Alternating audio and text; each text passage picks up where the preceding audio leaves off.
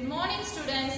Welcome to the video session of Standard 9 English Term 2 Unit 5 Prose Water, the Elixir of Life, written by Sir C.V. Raman. It traces the importance of water. To know more about the water, let's enter into the video session.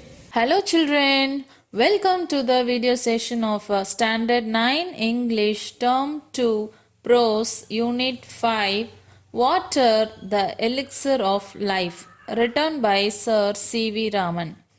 Here the word elixir means a hypothetical substance believed to maintain life indefinitely, a substance believed to cure all ills. Shall we enter into the video session? Before entering into the lesson, now we'll see few things about the author. The author name is Sir Chandrasekhara Venkata Raman. He was born on 7th November 1888. He was an Indian physicist. He born in Tiruchirappalli. He carried out groundbreaking work in the field of light scattering, which earned him the 1930 Nobel Prize for Physics. He discovered that when light traverses a transparent material, some of the deflected light changes wavelength.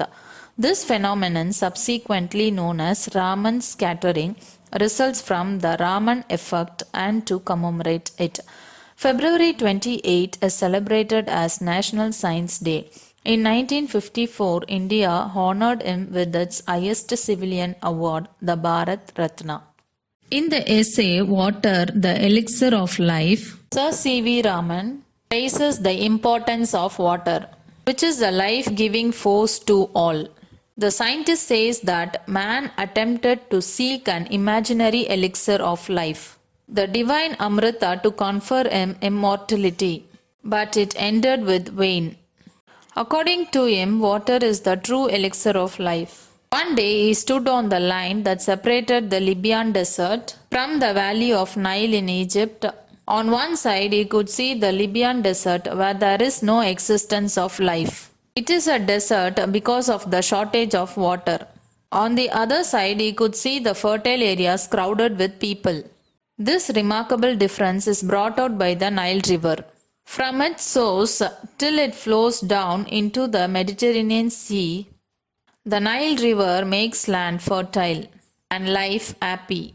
And this magic is possible because of the ability of water.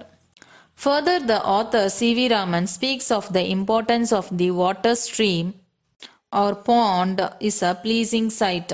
The cattle quench their thirst from the stream or pond. South India is known for its rain-fed tanks.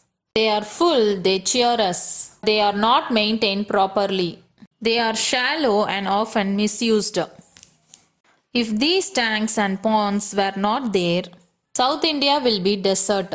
Agriculture is not possible without water. If South Indian agriculture is sound, it is because of the water in the tanks and the ponds. Agriculture is completely dependent on these tanks.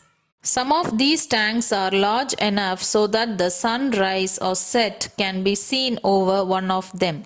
Soil erosion occurs in successive steps, being unnoticed in the early stages and later forming deep gullies and ravines which make all agriculture impossible.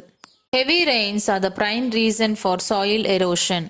Others include slope of the land, removal of the natural protective coast of vegetation, the existence of ruts, calls for urgent prevention measures, which include terrace of land, construction of bunds, practice of contour cultivation, and the planting of appropriate types of vegetation.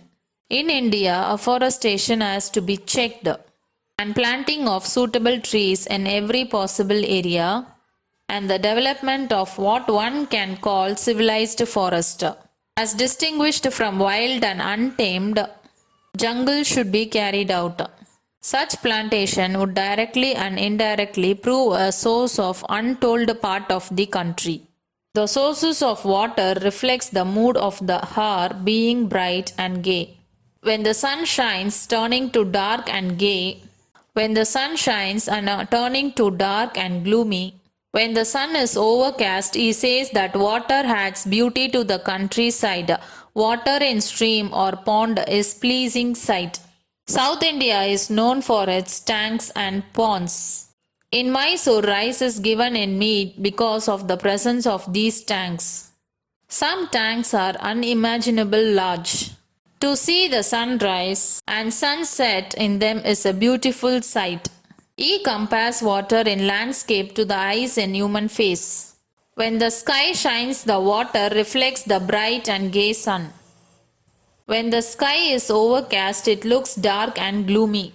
Thus, the author is trying to incorporate the idea of importance of water presence and how regular maintenance of immense of famines and shortage of food for humans.